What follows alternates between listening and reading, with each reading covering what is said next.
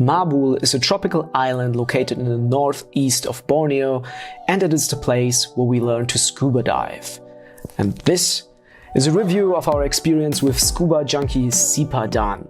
I will tell you everything about the course itself, the 3-day PADI diving course we did, the instructors, the equipment, the accommodation, food, everything, and this video is not sponsored. I'll bring this to you in the order it went down for us.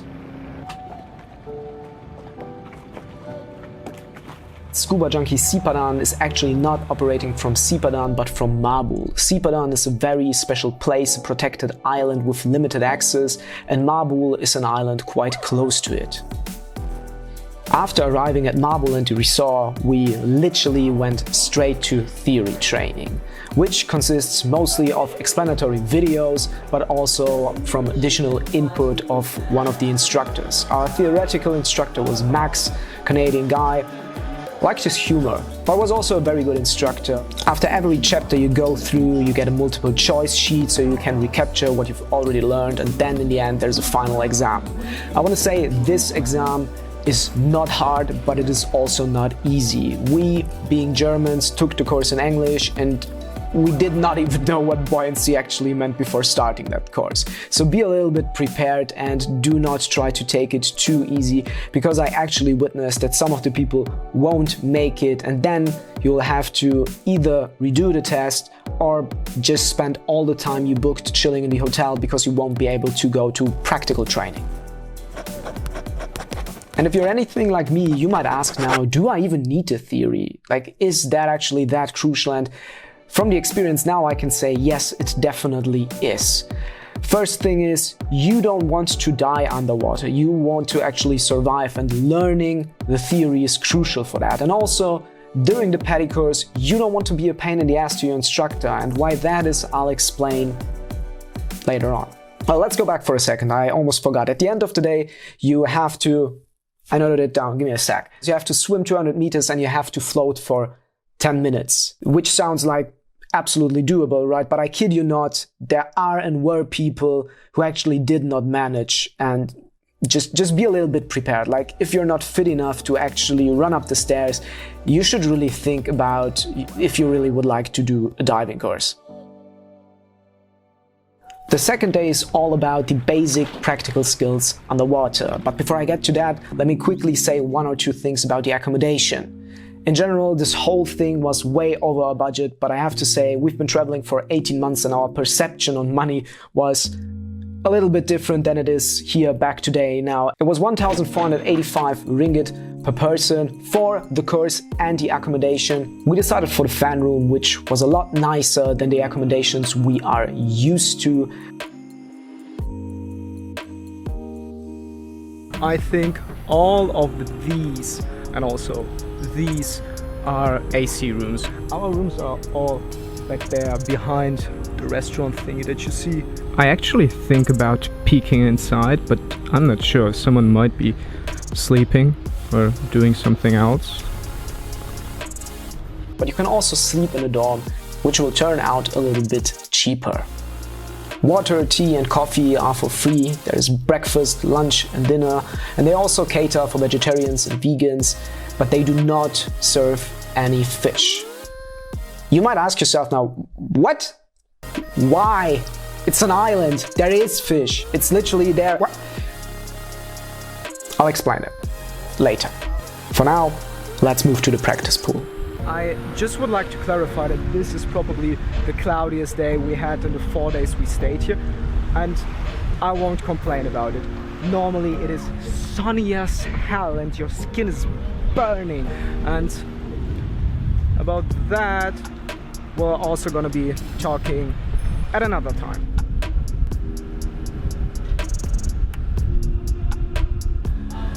This is where we are. This is the dream.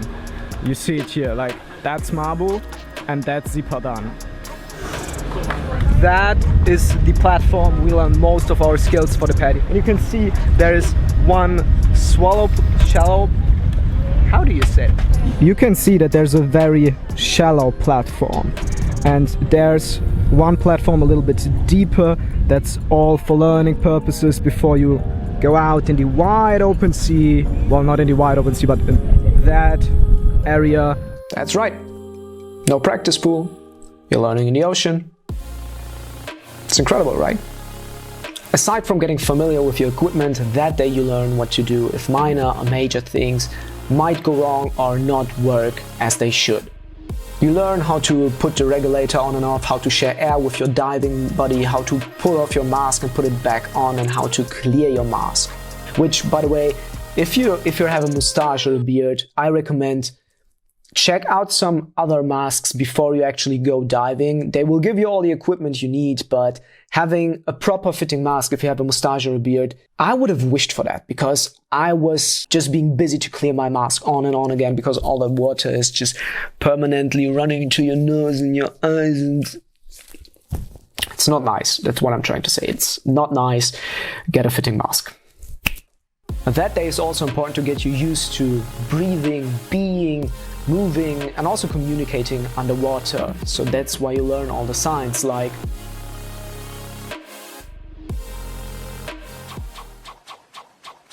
no, not that. Okay, at least not the last time. Oh, and that was actually also the first day we got to stroll around a little bit in the ocean and in the training area, and we saw like a turtle coming up.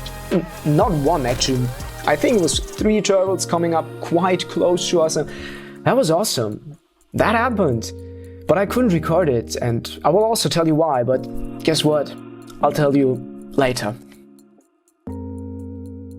Day 3 is pretty much about recapturing all the skills and learning a few new, but generally also practicing in deeper water. New skills would be things like using the compass or orally inflating your BCD, your buoyancy control device. And yes, I've said orally. To be serious for a second, orally inflating your BCD means like when your thingy doesn't work, you have to like go up and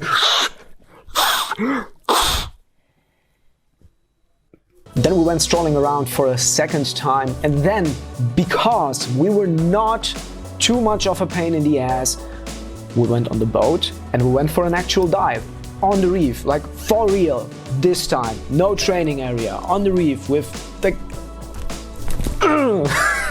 I still remember that, and though at this point I'd like to apologize for the video quality. I bought like the cheapest,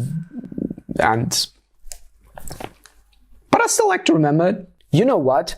What we actually should do, if you watch this video and because of that go to Mabul and you do the course, the PADI course with Scuba Junkie Sipadan, you could actually send me your footage, which definitely, that's for sure, will be better than mine, so I can have some, well, kind of fake memories in better quality. I would actually love that, or tag me on Instagram or wherever you like. Yeah, I think that doesn't sound like too bad of idea. Of course, when all this Corona crazy madness is over, but it will.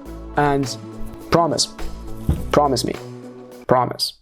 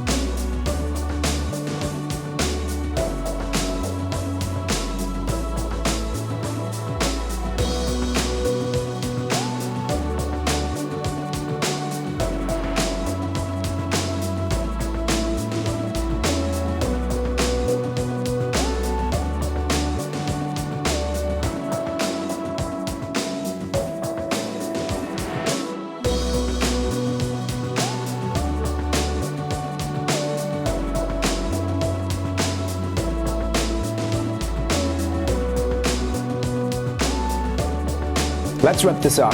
Did we like it? Was it worth our money? Hell yeah.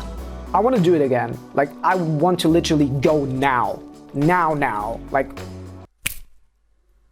didn't work. I already said that I was very happy with Max as an instructor. Koos had a different approach. He's a different kind of guy, different kind of personality, though I was also super happy with him. And even though you don't really feel it, these guys are professionals and they take everything they do very serious. Koos, if you see that any day, Max, if you see that someday, thanks so much. I really appreciate it and I love the experience. Yet there's one more thing I'd like to say, because Scuba Junkie is an actual eco-resort and we didn't know about that. They do lots of cleanups, regular cleanups. They have their own waste system and they have ethical and sustainable diving rules the instructors as well as the staff are aware of and are integrating in their daily lives and their daily dives. They even have their own conservation projects for turtles and sharks, and like I said, you might not even see or feel it. It's not forced onto you, it's just state of the art, it's how they operate. As divers, I think they see and feel the change that is happening under the water the most. And it just seems to be a logical consequence to try and sustain that environment, because it does not only affect them on a personal level, but indeed it does affect their business. Another thing I love is that they somewhat, but I'm not sure how that actually works, integrate the community living on Mabul, which is also why they do not serve fish. The fish is kind of reserved for the local community, which takes only as much as they need. And Scuba Junkie handling the situation like this is a thing I respect a lot. But there's also negatives. There's two things. Like, one's not really a negative. One thing is, if you'd like to go to Sipadan, which you definitely should when you are in that area, it's one of the top 10 diving spots all over the world. Sometimes it's even considered one of the top 3 diving spots all over the world. But you can only do that with Scuba Junkie if you stay at least for 5 days and if you have at least 1 day with a fun dive activity, which was too expensive for us, but that's kind of not really their problem, because it's just how they decided to run their business and how they decided to operate, so I cannot really blame them for that, though it would still be cool if there was a little bit more flexibility. I just got a complaint from my beloved partner in crime, and she told me that they recommend that 1 more day of fun diving so that you can practice a little bit more, which definitely makes sense, because when you go to Sipadan you should be prepared, and this is a thing I will talk about in the next video, because we actually went there and the next video will be a Sipadan story time. But here's the actual negative, like the only thing that kind of took a little bit away from the experience. So we decided to extend for 1 day without any diving activities, just because otherwise it's like you will be there for 3 days and after your last dive you kind of have to rush back to your room, get everything sorted out, check out, go on the boat and go back to the mainland. Well, technically Borneo is not a mainland, but you get the idea. But once you extend, and if you don't book an additional activity, the transport to the mainland has to be paid extra, which seemed a little bit weird to me, because the transport was included in our all-in package, like the 3-day diving course and the accommodation, and like that whole thing had a transport bag, which we didn't take, but the transport the next day was not included. I mean, it's only about 50 ringgit or so, but like I said, we were pretty cheap asses at that time, and to be honest, I actually totally forgot about that. I had that in my notes. I note down everything we did and everything I liked and disliked, and if I wouldn't have had those notes, I would have completely forgot about it. So all in all, Scuba Junkie Sipadan, just a big recommend, and I'm very certain that if we ever go diving again and there's a Scuba Junkie operator, we will definitely go with them. And if you'd like to know why, then you should watch the next video. And if you like this one, please let me know and rate on the like button, escalate down below in the comments, gently tap subscribe on your way out, turn around and spinning back fist that notification bell on your way out. Next time coming up, I've already told you, I won't tell it again. Only Love Pirates. See you then.